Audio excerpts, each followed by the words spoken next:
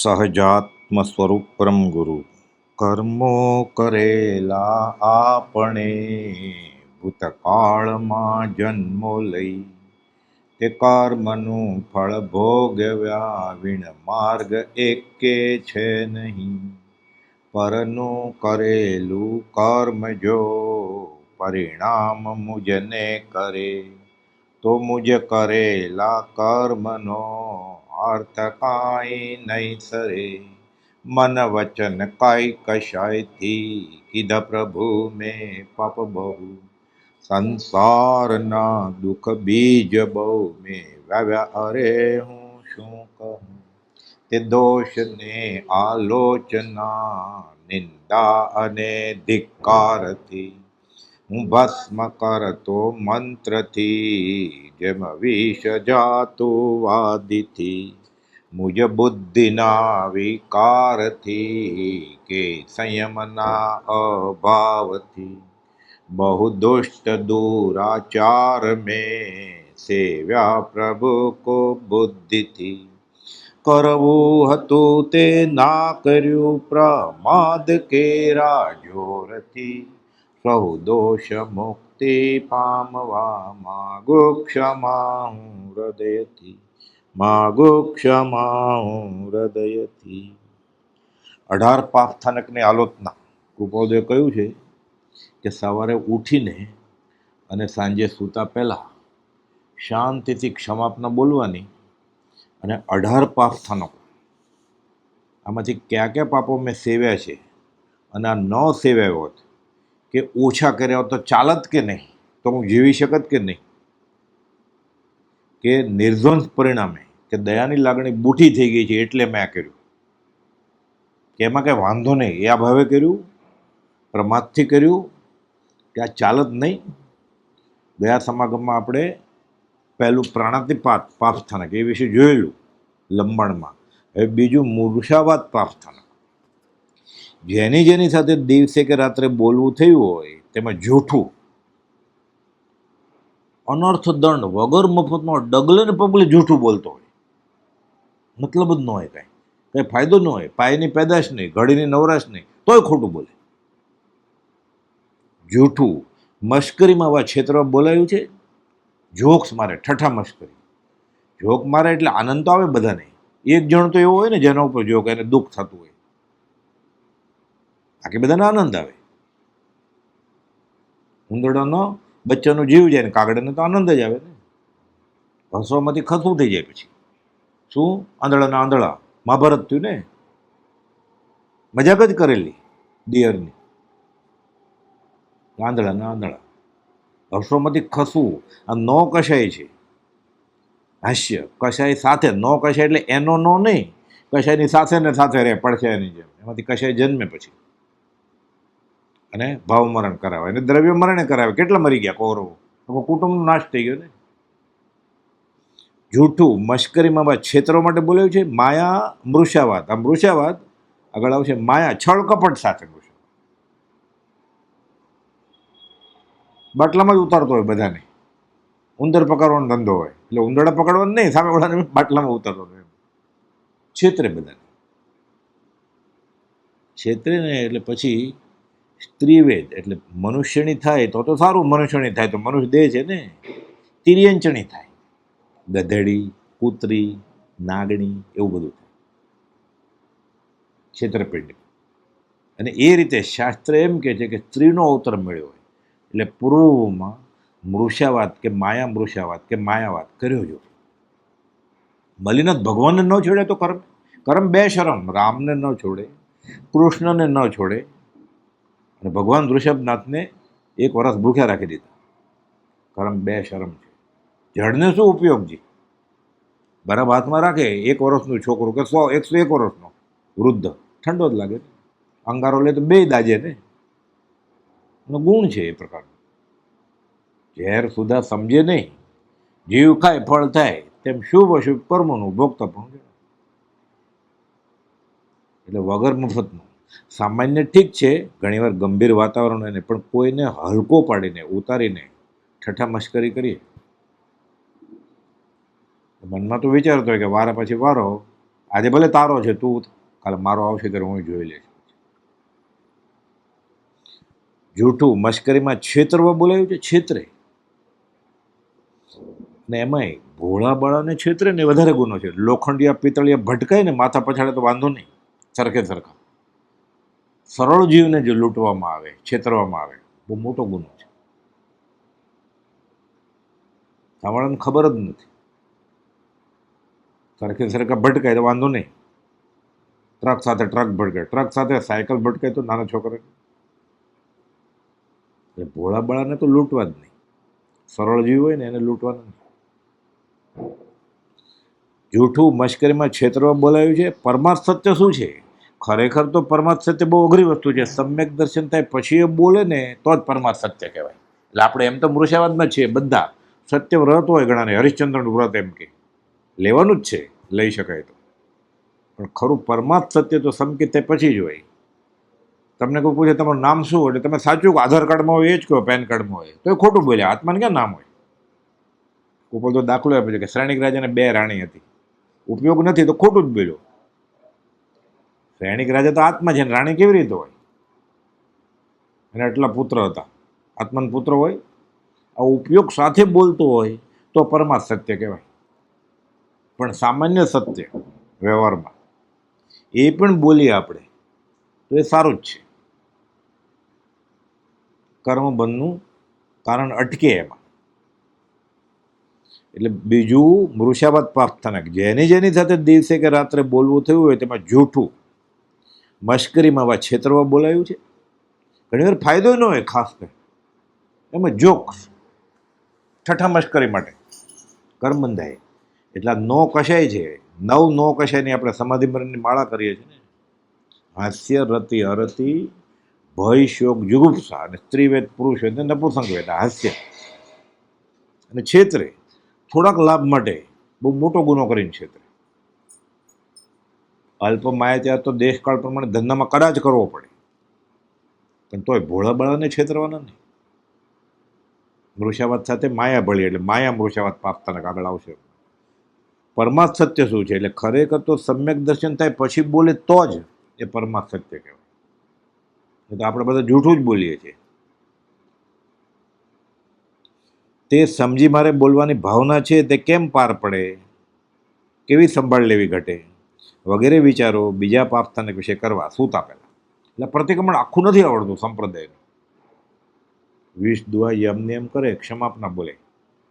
ઉપોદો લખ્યું છે કે શાંતિથી સમાધિપૂર્વક શયન કરતા પહેલા ક્ષમાપના બોલે અને 18 પાપસ્થાનક વિચારી લે કે આજે દિવસ દરમિયાન આ 18માંથી એક કોઈ મેં સેવ્યા છે, અને અકસ્માત ઊંઘમાં દેહ છૂટી જાય, એ સદગતિએ જાય. અને ભાવ અને પ્રાયશ્ચિત. એટલે ઘણા શ્રાવકોનો એવો નિયમ હોય છે, સૂતી વખતે ક્ષમાપના બોલે, 18 પાપનો વિચાર કરે, પછી એમ કે આહાર પાણી ઉપધી પછ ઉપા 18, મરી જાવ તો જાવ જીવા, જીવું તો આગળ. રાત્રે દેહ છૂટી ગયો તો પચકણ. વ્રતી શ્રાવક એકવાર તો દેવલોકમાં જાય, નિયમ છે. જૈન ધર્મની તીર્થંકર ભગવાને કહેલી આજ્ઞા પાળતો હોય, માનો કંદમૂળનો ત્યાગ છે, રાત્રિ ભોજનનો ત્યાગ છે. એટલે વ્રતી શ્રાવક મિથ્યાત્વી હોય તોય એકવાર તો દેવલોકમાં જાય. સમકીથી દેવ ન હોય પણ દેવલોકના સુખ ભોગવે, પછી ભલે નરકે જાય. દેવલોકમાંથી સીધો નરકે ન જાય પછી, એ નિયમ છે. નરકમાંથી સીધો કોઈ દેવલોકમાં ન જઈ શકે, અને દેવલોકમાંથી સીધો કોઈ નરકમાં ન જઈ શકે. એટલે પહેલાં મનુષ્ય થાય અથવા તો તિર્યંશમાં જાય, ઝાડમાં જાય, પછી નરકે જાય. પણ વ્રતી શ્રાવકની ગતિ સુધરે. એટલે ન સમજે ને તોય તીર્થંકર ભગવાનની જીનેશ્વર માર્ગની એમ બહુ આપણને મોટી વસ્તુ મળી છે. આ માર્ગમાં પગલું મૂક્યું, સમજીને કરે તો બહુ મોટી વાત છે. સમજ્યા વગર એ કરે એટલે એકાંતે પાછો કોઈ ક્રિયાનો જ્ઞાની નિષેધ નથી કરતા. એટલે આખું પ્રતિક્રમણ ન આવડતું તો વિષ દુઆ યમ નિયમ ક્ષમાપનાનો પાઠ આખું એ નથી આવડતું. ક્ષમાપનાનો પાઠ તો લગભગ બધાને આવડતો હોય, 2-2.5 મિનિટ જ લાગે બોલતા. જોઈને બોલે તો શું વાંધો છે? વિચારે મનમાં બોલે. અને 18 પાપસ્થાનકમાંથી મેં કોઈ પાપસ્થાનક સેવ્યું છે આજે? એ ન સેવ્યું તો ચાલત કે નહીં? ઘણા બધા પાપ નીકળી જાય, ઘણા બધા નીકળી જાય. પુણ્યનો જથ્થો ભેગો થાય.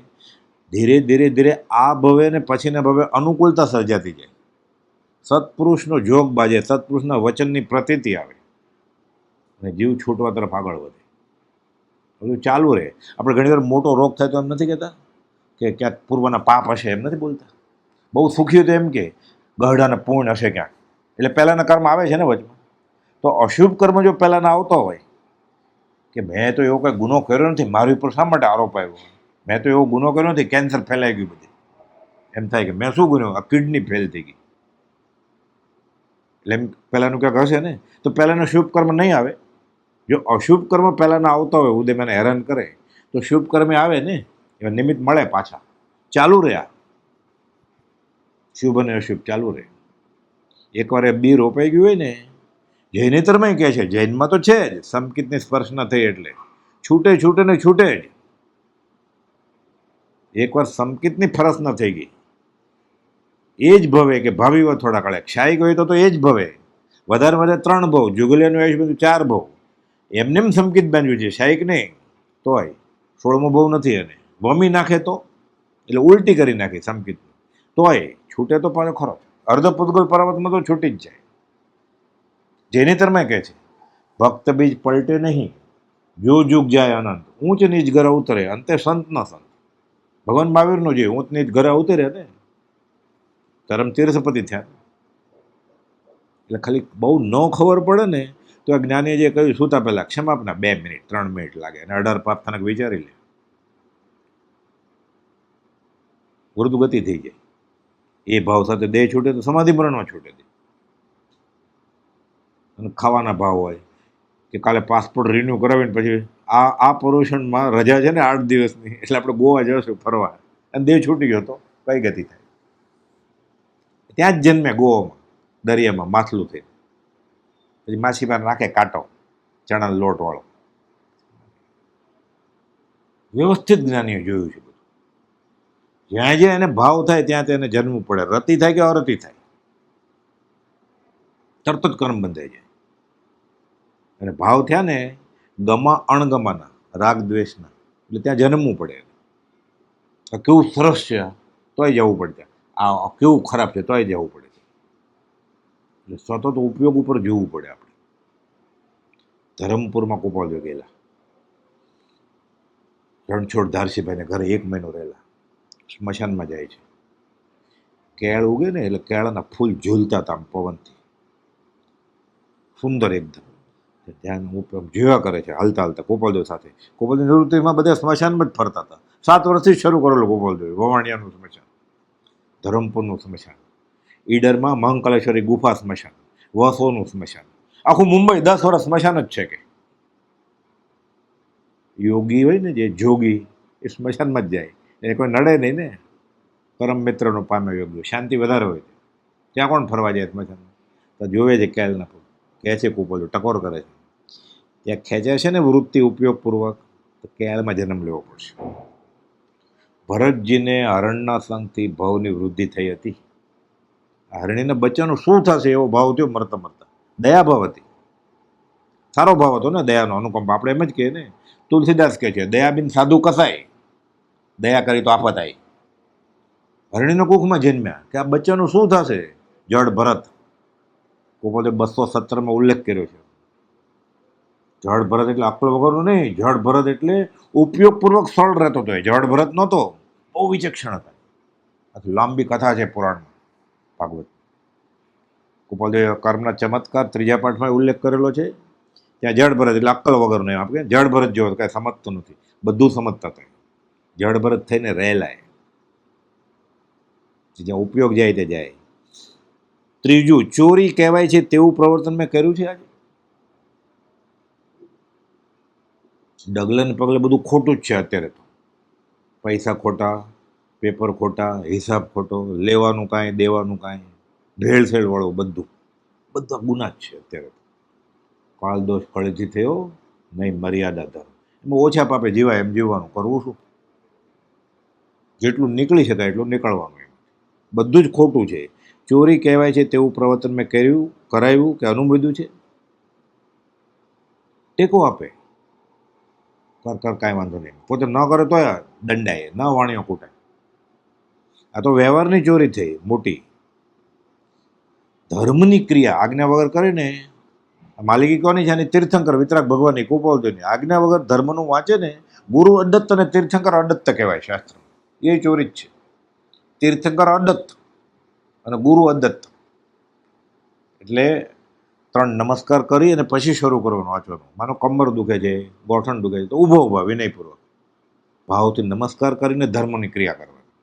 કેટલી વાર લાગે? અને આમ શાસ્ત્ર એમ કે જે ન કરવાનું કહ્યું છે ને જ્ઞાન, એ કરીએ ને ચોરીનો ગુનો ગણાય છે. એ ના પાડેલી ને 3 લોકોના ના જ છે ને સિદ્ધ ભગવાન તો સહજ આત્મ સ્વરૂપ. પણ એ કંઈ કરતા નથી. હવે સિદ્ધ ભગવાન અકર્તા છે, અશરીરી છે. તો આત્મા હાંસલ કોણે કર્યો છે?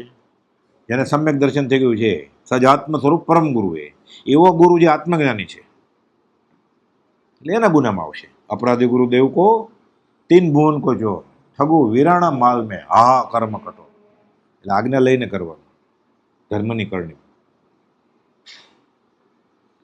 બીજી બહુ ગહન માર્મિક અને બોધદાયક વાત છે.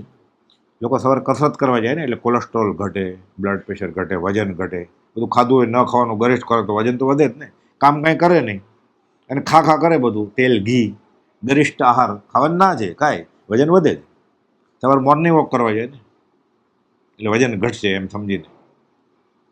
અરે કૂતરો પડ્યો એ લેતા જાય, કારમાં જાય ગાર્ડનમાં આટો મારે ઘાસ ઉપર. પછી અરે ઓલું વાયર નાખીને સાંભળે પ્રાર્થના. કેવી રીતે ફળે પ્રાર્થના? ઘાસ ઉપર ચાલે છે. બીજું, એ કદાચ જમતી વખતે 3 નમસ્કાર કરે. સવારે નાસ્તો કરે ત્યારે, બપોરે જમે ત્યારે, સાંજે ધર્મનું વાંચન કરે ત્યારે 3 નમસ્કાર કરે. 1-2 વાર તો પ્રાર્થનામાં બેસતો હશે. 12-15 વાર થાય તો કેટલા 45 નમસ્કાર થઈ ગયા. અને શા માટે બગીચામાં જવું પડે? એ નમસ્કાર કરીને આજ્ઞાપૂર્વક જમવા બેસે છે, પછી થોડોક તો ઉપયોગ રહે ને. એ નમસ્કાર કરે એટલે પૂર્ણ બંધાય. પૂર્ણ બંધાય એટલે શું કરવું, શું ન કરવું એ ખબર પડે. એ પછી બહુ ગરિષ્ઠ આહાર ન ખાય પછી, એટલે વજન ઘટાડો એને બગીચામાં ન જવું પડે. એને શાતાવેદનું બંધ પડે, રોગ જ ન થાય. ભલે એ આખો અલગ વિષય છે, પણ તોય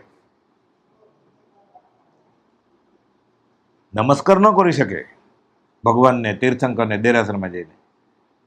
ગાર્ડન વોક કરે પાછો 1.5 કલાક. સવારે એને સાંજે જાય હાફ પેન્ટ પર. નવા કપડાં લીધા હોય બતાડો પડે ને. બધા બૂટ લીધા 3000 રૂપિયા જાય. નાટક ચાલી રહ્યું છે. આ અનાર્ય પ્રદેશના સંસ્કારથી અંજાઈ ગયો છે જીવવા કરે. યોગ એટલે મન વચન કાયાને મોક્ષ સાથે જોડવું. એ યોગ. યોગનો અર્થ એ છે નસકોરા ચડાવવા એ નહીં. એ અષ્ટાંગ યોગમાં પાછું 5 ઇન્દ્રિયોને કાબુ રાખવાનું પતંજલિએ કહ્યું છે. આસન સિદ્ધિ, યમ નિયમ આસન, પ્રાણાયામ પ્રત્યાહાર. આ તો અષ્ટાંગ યોગના 5 છે. આ બધા પ્રત્યાહાર બધું છોડતો જાય 5 ઇન્દ્રિયના વિષયો. પછી ધારણા ધ્યાન ને સમાધિ થાય. એટલે પતંજલિએ આ જ કહ્યું છે. પાછું તીર્થંકરે તો કહ્યું જ છે આ યોગ. નમસ્કાર ન કરે, યોગામાં જાય પછી 1.5 કલાક પરસેવો વળે ત્યાં સુધી કરે. આખા બધા હાડકાને વાંકો વાળ નાખે. ચાલે, બધા કરે કરવાનું ગાડીનો પ્રવાહ. એટલે ખાલી 3 નમસ્કાર કરે વાંચતી વખતે, પ્રાર્થના કરતી વખતે, દેરાસરમાં મંદિરમાં જઈને અને જમતા પહેલા. તો એને કૂદવા ન જવું પડે જિમ્નેશિયમમાં. અને પણ ધર્મે થાય, વ્યવહારે ફાયદો થાય, પરમાર્થે ફાયદો થાય. આપણે તો પરમાર્થ માટે જ કરવાનું છે, પણ સાથે અનુસંગિક ફળ મળવાનું જ છે ને. એ કઈ શાતાથી કરીને પૂર્ણ કામતા વિતરાગના ધર્મ જ છે. આ માર્ગમાં પગલું મૂક્યું કે પુણ્યના ઢગલા છે. બીજી એક આનંદ આવે એવું ગહન વાત કરું. બગીચામાં જે આંટા મારવા જાય જ ને, એમાં કોઈ નોર્મલ હોય છે, કોઈ બ્લડ પ્રેશર વાળો હોય, કોઈ કોલેસ્ટ્રોલ હોય, કોઈ હાર્ટ એટેક વાળો હોય, કોઈ એન્જિયોપ્લાસ્ટી કરાવી હોય, કોઈ ગોઠણ બદલાવે પછી કાંઈક વજન ઘટાડવા માટે જતો હોય. નોર્મલ તો હોતા જ નથી કોઈ. ભેદી વાત છે. બધા એબનોર્મલ હોય ને.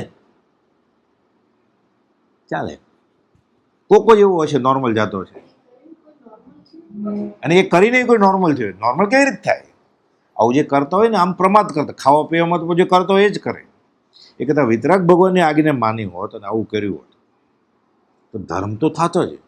આપણે વ્યવહારમાં નહીં, ધર્મ આત્મા માર્થે જ કરવાનું, એનું ફળ મળે જ, એનું ફળ મળે જ. આ માર્ગમાં પગલું મૂક્યું વિતરાગ માર્ગમાં, પુણ્યના ઢગલા છે. દિગંબર સાધુ કર પાત્રી અડધો ગ્લાસ પાણી પીવે, ચૈત્ર ને વૈશાખ મહિનાના તડકા હોય તો પણ જમે ને અડધો ગ્લાસ છેલ્લે પીવે. 100 વર્ષ જીવે છે ને આ કાળમાં. હમણાં શાંતિસાગર મહારાજ થઈ ગયા 100 વર્ષ. મુંબઈ નહોતા ગયા આપણે? શાંતિસાગર મહારાજની પથ્થરની મૂર્તિ નથી મોટી, એની હયાતીમાં બ્રહ્મચર્ય અગાસમાં એનું ચારિત્ર વાંચેલું, હયાતીમાં જીવતા હતા ત્યારે. 100 વર્ષ. અને મન કેટલું મક્કમ હોય. પાછું મોતિયો આવ્યો, નાના સાધુની સેવા કરવી પડે ને, ઓપરેશન નથી કરવું મારે, ચેત વસ્તુ છે ને બધી, ઓપરેશન થાય, દવા લે, એ તો સંથારો લઈ લીધો એને શાંતિથી. 100 વર્ષ જીવે. આ બધા ભગવાનની મિની ઝેરોક કહેવાય, પંચ પરમેષ્ટિ આને કહેવાય. ચોરી કહેવાય તેવું પ્રવર્તન મેં કર્યું છે, કરાયું છે, અનુભવ્યું છે, તેવું બન્યું હોય તો તે વિના ચાલત કે નહીં, હવે કેમ કરવું વગેરે વિચાર. થઈ ગયું થઈ ગયું, જાગે ત્યાંથી સવાર આજથી નવેસર.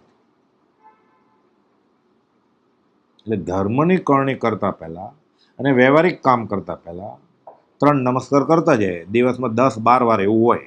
3 વાર તો ખાતા હોય, કોઈ 2 વાર જમતો હોય, પ્રાર્થના કરતો હોય, સૂતા પહેલા નમસ્કાર કરીને સૂવે.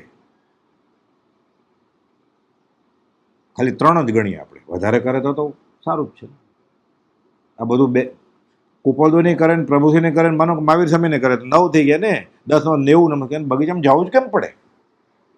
જો એટલી કસરત મળી જ ગઈ ને એનું. ચોથું મૈથુન. આ તો આખો મોટો વિષય છે, દુર્ધર તપ છે, અને મોક્ષ માર્ગ માટે બધી અનુકૂળતા કરી દે એવું આ વ્રત છે બ્રહ્મચર્ય. બધી અનુકૂળતા કરે. ચોથું મૈથુન. મન વચન કાયાથી વ્રત પાળવામાં શું નડે છે મને? બધાને જંગલમાં નથી વહી જવાનું, બાવા થઈ જવાનું નથી કીધું, પણ એક પત્ની વ્રત, એક પતિવ્રત છે એને હવે નડે છે શું? એને નવી વાડમાં છિદ્રો નહીં, ગાબડા પાડે છે. મંદિરમાં ને આશ્રમમાં. ઘરે તો ગાબડા પાડે જ છે. પહેલાના જમાનામાં એવું હતું કે મંદિરમાં જાય ને પર્યુષણમાં, દિવાળીમાં, કલ્યાણક ઉજવવા માટે, પછી ત્યાંથી ધર્મના સંસ્કાર લઈને ઘરમાં એ પ્રમાણે આચરણ કરે. પર્યુષણ રિહર્સલ છે. હવે જે ઘરમાં કરતા હોય જ ને બધા, ક્લબમાં, કુટુંબ કબીલા સાથે, એ બધું મંદિરમાં કરવા માંડ્યા, આવે આશ્રમમાં કરવા માંડ્યા, ધર્મસ્થાનકમાં કરવા માંડ્યા.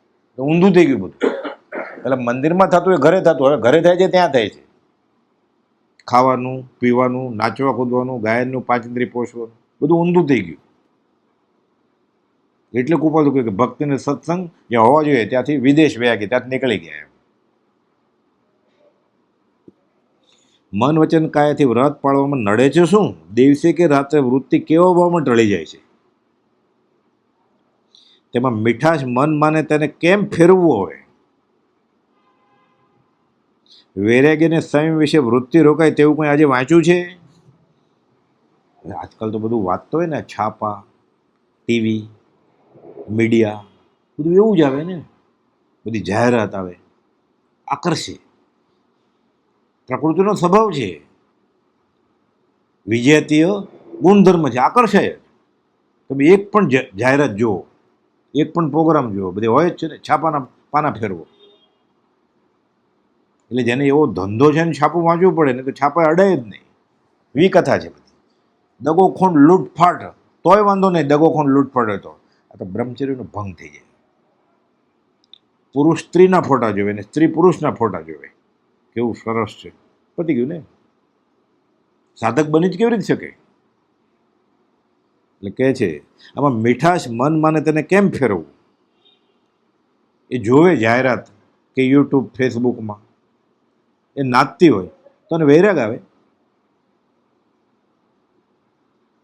કે એ નાચતો હોય તે સ્ત્રીને વૈરાગ આવે જોઈને.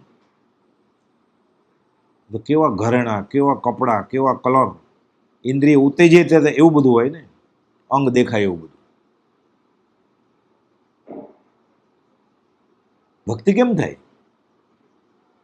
ઉપરથી બધું વચન સપ્તશીમાં બધા બોલ લખે છે, કેટલા બધા 60 જેટલા બોલ તો એ છે કેમ વર્તું.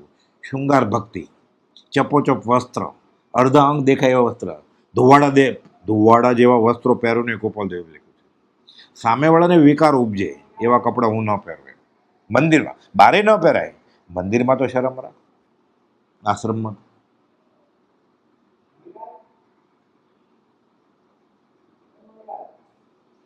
વૈરાગ્ય અને સંયમ વિશે વૃત્તિ રોકાય તેવું કંઈ આજે વાંચ્યું છે? વિષયની તુચ્છતા લાગે તેવા વિચાર આજે કર્યા છે કે આ બધું મને દુઃખદાયક છે, હેરાન કરશે આ ભવે ને ભવે. 9 વાળથી વ્રતની રક્ષા કરવા ગોપાલદેવે કહ્યું છે, ભગવાન મહાવીરે કહ્યું છે ઉત્તરાધન સૂત્રમાં. તેમાં કંઈ દોષ થયા છે?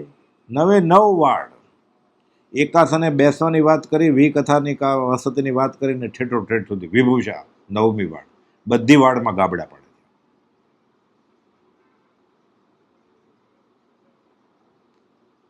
આત્મજ્ઞાન ક્યાં? સાધક દેશ જ નથી. તેવા દોષો દૂર થઈ શકે તેમ હોવા છતાં પ્રમાદ કે મોહ વશે આત્મહિતમાં બેદરકારી રહે છે. વિચારવાનું વગેરે વિચારોથી આત્મનિરીક્ષણ કરવું આ પ્રતિક્રમણ થઈ ગયું ને. આનું મહાત્મ્ય કેટલું બધું છે. વચનામૃત 600ની છેલ્લી લીટી છે કે ક્યાં માથું નમે શ્રાવકનું અને ધર્મ ક્યાં હોય. વચનામૃત 600 છેલ્લી લીટી 2.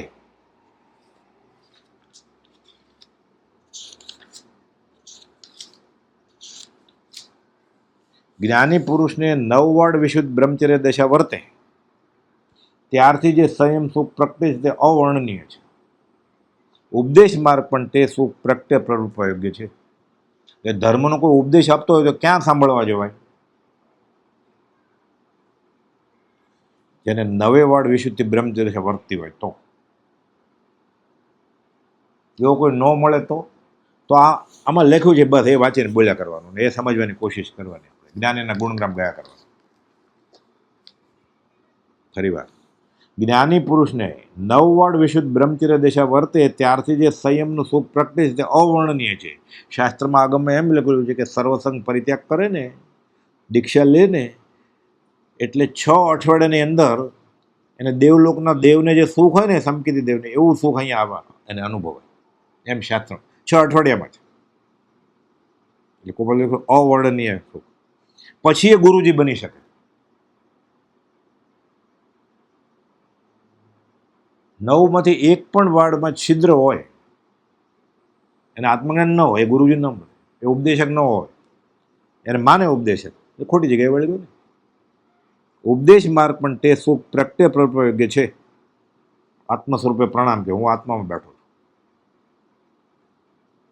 સૌભાગભાઈ ઉપર આ પત્ર છે. વચનામૃત 600 છેલ્લી 2 લીટી. કેટલું સહેલું કરી દીધું ગોપાલદેવ.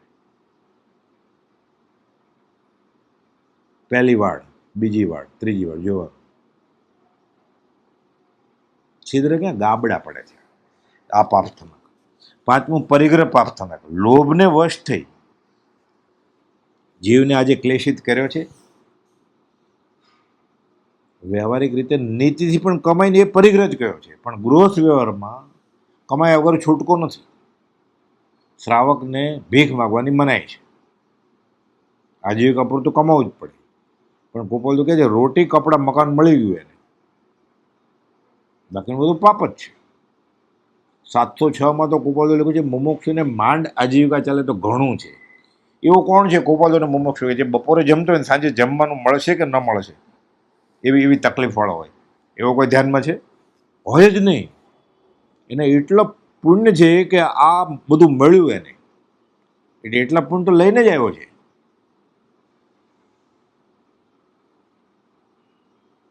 એટલે એવું બને જ નહીં કે ગોપાલ લોકો છે સ્વભાગ બને પ્રાણી માત્રને આહાર પાણી મળી જ રહે.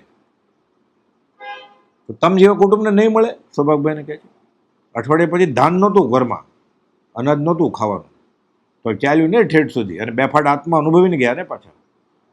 ઘર ગૃહસ્થી હતા, 2 છોકરા 6 છોકરી.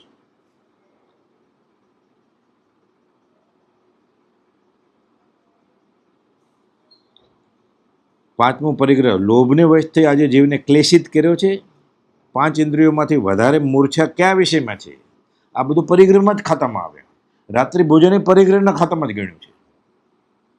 વિષયવાસના સ્ત્રી પરિગ્રહ કયો છે, સ્ત્રી માટે પુરુષ પરિગ્રહ કયો છે. પરિગ્રહ બધા શ્રાવકના વ્રતને દૂષિત કર્યા. 12 વ્રત શ્રાવકના છે ને, અણુવ્રત, બધા વ્રત દૂષિત થયા પરિગ્રહથી. પરિગ્રહ પાપનો પિતા છે.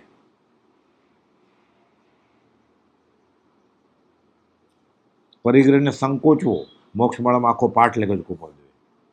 6 ખંડનો ધણી શુભુમ, બધા ચક્રવર્તી 6 ખંડ તો હોય જ. 12 કરું, 7મી તમતમા પ્રભા નરકમાં. દેખાદેખી મરી જાય છે. બાજુવાળાને કેટલું મોટું ઘર છે, એને બનેવીએ કેટલું મોટું ઘર લીધું સાળીએ, એ લે, એને પુણ્ય ભોગવે, દેખાદેખી મરી જાય છે. ફલાણા તેને છોકરાને અમેરિકા મોકલે, હું મોકલું, એટલે એ મોકલે કેનેડા. અરે તો માથું પછાડું આબદ કરવા ગયો હતો, હું મોકલું આબદ, દેખાદેખી.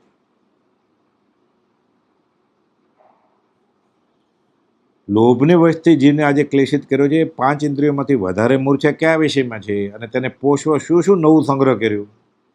બધું હોય તો ભેગું કર્યા કરે. ઘણી સારી કાર હોય, પણ બાજુવાળા કે કોઈ ફ્રેન્ડ મોટી લે ને એટલે આ મોટી લે, લોને લે, થોડીક લે ખરા, દેખાદેખીમાં તૂટી જાય છે. જોઈએ જરૂરિયાત પૂરતું, એની ના નહીં. દેશકાળ પ્રમાણે શોભનતું વર્તન કરવું પડે,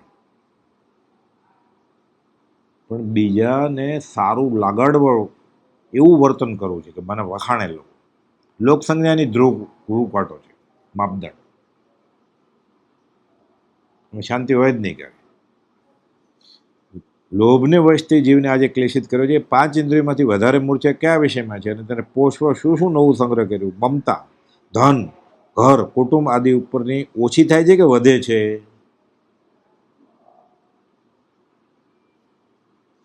પરિગ્રહ ઘટાડવાથી સંતોષ થાય તેમ છે. 706માં કોપો લોકો મુમુક્ષને માંડ આજીવિકા ચાલે તો ઘણું છે, વધારાનું કોઈ અવશ્ય નથી. મન મોજશોખથી પાછું હટે એમ છે.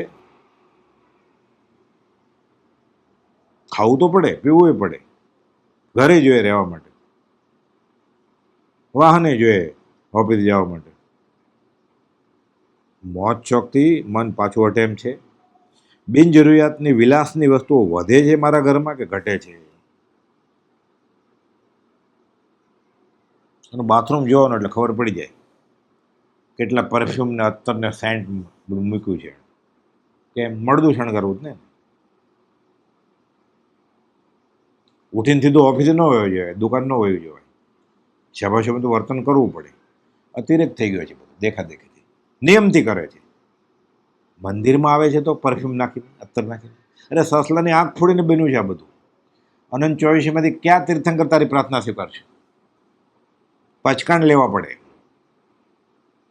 પરફ્યુમના, અત્તરના, હેર ડાયના, નેલ પોલિશના, લિપસ્ટિકના, ચામડી રંગવાના, આંખ રંગવાના, પચકાણ લેવા પડે. બધું સસલા, ઉંદરડા, વાંદરા, સગર્ભા વાંદરી, ઉંદરડી, એની ઉપર પ્રયોગ કરીને માર્કેટમાં આવે છે. એકવાર પ્રયોગ થઈ ગયો અમેરિકા, લંડનમાં ફરીવાર થાય, તો ભારતમાં ફરીવાર થાય, પછી માર્કેટમાં આવે. એક ભાઈ એવું કરતો હોય ને, સાંભળ્યું ને, પછી મને પ્રશ્ન પૂછ્યો કે એ તો એકવાર થઈ ગયો પ્રયોગ, પછી આપણે તો હવે ફરીવાર કરવો પડે. ખોટું બતાડવું તો પડે કે જો પ્રયોગ હોય એટલે મરેલા સસલા બતાડવા પડે. એ લેબોરેટરીના ઇન્ચાર્જ લોકો એને પૂછે તો ખબર પડે. પછી એની આંખ ફોડી એના કટકા કરે ને બાઈક જોવે કે આંખને નુકસાન નથી થયું ને આ પરફ્યુમથી.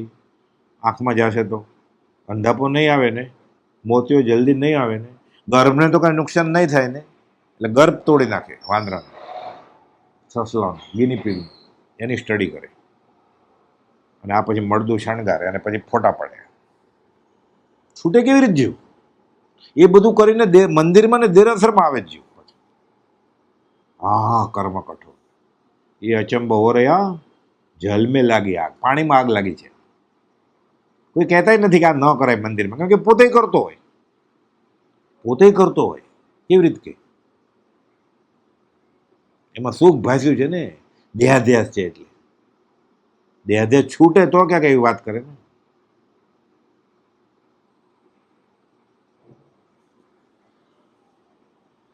આ બિનજરૂરિયાત વિલાસની વસ્તુઓ વધે છે કે ઘટે છે? વધે છે. ધર્મ કેવી રીતે થાય? ધર્મ ક્યાં એ કરતા ન ગયો તો ઓછું પાપ લાગે. આ દેવું પતાવવા આવ્યો ને દેવું વધારતો જાય છે. દયા આવે છે કુપોલ દેવ. પછી બોલે દે માણો માણો ના કરનાર દેવેન્દ્રમાં જોરથી બોલે એમ. તું તો હણો હણો કરો છો, તું માણો માણો ક્યાં આવ્યું? રૂવાડો ઉભા થઈ જાય એવું છે. મંદિર તો ઉભરાય જ ને મોટા દિવસોમાં, બધી બેસવાની જગ્યા નથી હોતી, ક્લોઝ સર્કિટ ટીવી મૂકવા પડે છે. ધર્મ તો દેખાતો નથી. દ્રવ્ય ક્રિયા વધી ગઈ છે. દેવચંદજી મહારાજે લખ્યું છે આ તો 250 વર્ષ પહેલા. દ્રવ્ય ક્રિયા રુચિ જીવડા, ભાવ ધર્મ રુચિહીન. કેમ? ઉપદેશક પણ ટેવા. શું કરે જીવન નવીન? ચંદ્રાનંદજીન સાંભળીએ અરદાસ મોત સેવક ભણી. ચંદ્રાનંદજીનું સ્તવન છે આ. એ તો મહાવિદયમાં છે. અહીંયા કેમ ન લખ્યું કોઈને? અહીંયા કે કોણ છે સાંભળવા વાળો મારું? મેં ત્યાં લેટર લખ્યો એને, સાંભળજો અરદાસ મોત સેવક ભણી. એ સ્તવન કોઈ ગાય જ નહીં. અને ગાતા હોય તો એટલું વાજિંત્ર જોરદાર હોય કે એના અર્થ તો સમજાય જ નહીં, કાંઈ શબ્દ સમજાય જ પકડાય જ નહીં.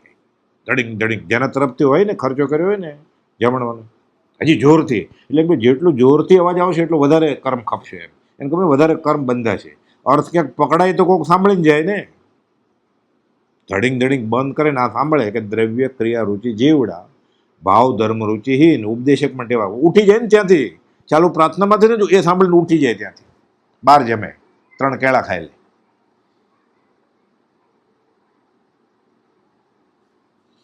છઠ્ઠું, ક્રોધ પાસ્તને. કોઈની સાથે અયોગ્ય રીતે ક્રોધ થયો છે.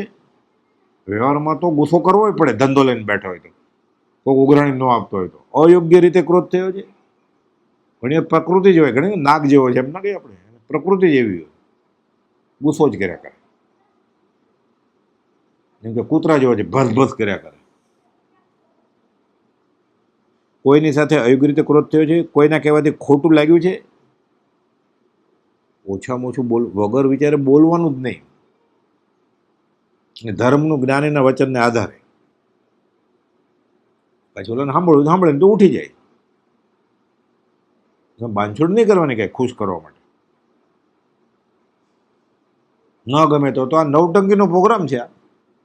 ગમે એવું ઘોઘરા બાંધીને નાચીએ તો ગમે તો એ તો કરવા, એ ન કરવા માટે તો વિતરકનો ધર્મ હતો. એ ત્યાં એ કરવા માંડે છે. હાલે કેવી રીતે? એ છૂટે એટલે તો મંદિર હતું, એટલે તો પરમિશન હતું કે દુકાન બંધ 8 દિવસ, ધંધો બંધ. શું કરવું જોઈએ ત્યારે છૂટવા માટે? ના પણ હમણાં તો નહીં અવાય. તો જેટલો વખત આયુષ્યનો એટલો વખત ઉપાધિનો, તો ધર્મ ક્યારે કરશે? મલ્લભાઈને કુપોલ લખે છે 199માં પત્રમાં કે જેટલો વખત આયુષ્યનો એટલો વખત ઉપાધિનો રાખશે તો આત્માનું ક્યારે કરશે?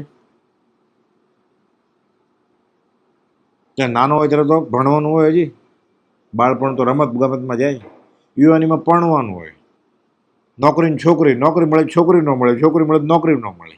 ત્યારે તો અવાય નહીં મંદિરમાં. પછી છોકરી મળી જ ગઈ, એ છોકરીને પાછી બીજું છોકરું આવે ને, પછી એને મોટું તો કરવું પડે ને. પછી એને સ્કૂલે મૂકવા જવું, લેવા જવું, કોલેજમાં એની પરીક્ષા આવે, પછી મિટિંગ હોય ને, પેરેન્ટ્સ ટીચર મિટિંગ બધું હોય જ ને. પછી એને પરદેશ મોકલવો હોય એટલે પૈસા કમાવવા પડે ને, ભરપૂર લોન લીધી હોય. પછી લોન 1-2 કરોડ લીધો એટલે એ પૂરા ખબર ને. ઓલો પછી પાછો આવવાનો જ નથી, ફોન કરશે ત્યાંથી. પછી એને લગ્ન હોય, પછી એને બાબો આવે ને એટલે આ જાય સોયાણી તરીકે જાય ઘરનું કામ કરવા માટે. મા બાપ સાસુ ઓલી તો અહીંયા ન આવવાની હોય, એ તો ત્યાંની પરણી ગયો છે. આમ હતી અહીંયા નહીં પણ ત્યાંની થઈ ગઈ હોય એટલે ત્યાં જાય, આનંદ આવે. પછી તો ફોટો મોકલે એટલે આ ડીપીમાં રાખે. હમણાં તો નહીં આવે મંદિરમાં. અમેરિકાથી આવ્યા છે, 3 વર્ષ 8 વર્ષ પછી આવ્યા છે, આવવાના છે હમણાં, એટલે નહીં અવાય. પછી આ બધા આવી જાય, મોતે આવે ને. અરે કેવી રીતે આવે? જેટલો વખત આયુષ્યનો એટલો વખત ઉપાધિનો રાખશે તો અધ્યાત્મ ક્યાં? એટલે પ્રવૃત્તિને સંકોચવી પડે ગમે એમ કરીને. માંદો પડે તો કેમ સંકોચે છે પ્રવૃત્તિને? હમણાં હાટકું ભાંગે તો 8 દિવસ બંધ રાખે કે નહીં ઓફિસ? હાર્ટ એટેક આવે તો કે આઈસીયુમાં રોજ દુકાન જઈ આવે છે? આનું મહાત્મ્ય જ નથી બેસ્યું. અચિંત્ય તુજ મહાત્મ્યનો નથી પ્રફુલ્લિત ભાવ. આનું મહાત્મ્ય જ નથી.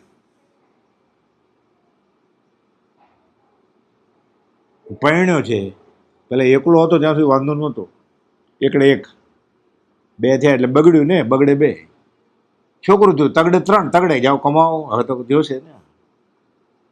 અંબાલાલભાઈ એમ પત્ર લખે છે ગોપાલદેવને કે તમને મળ્યા પછી મેં 12 મહિનાનું કામ 1 મહિનાનું કરી નાખ્યું છે.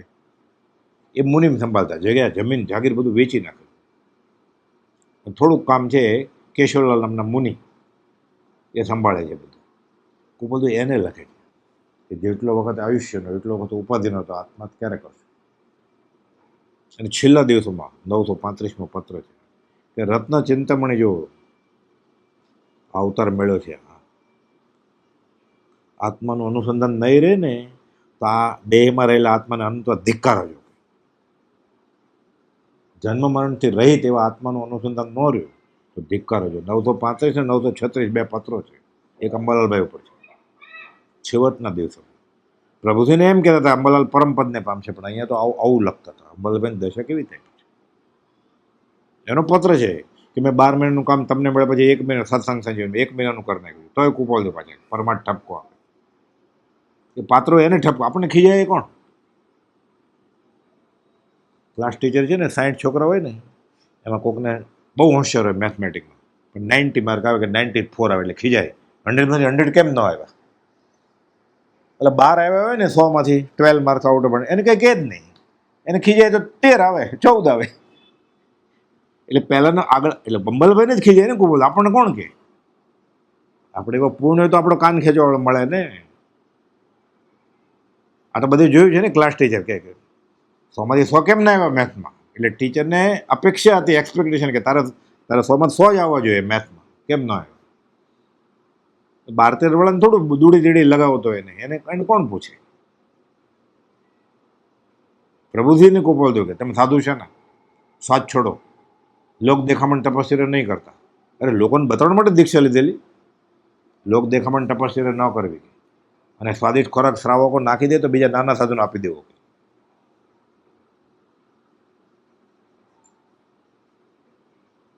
અને 4 મીઠાઈ ને 6 ફરસાણમાં મંદિર કલ્યાણક ઉજવાઈ જશે. તોરણ કરીને મંડપ બાંધીને નાચશું એટલે ધર્મ થઈ જશે.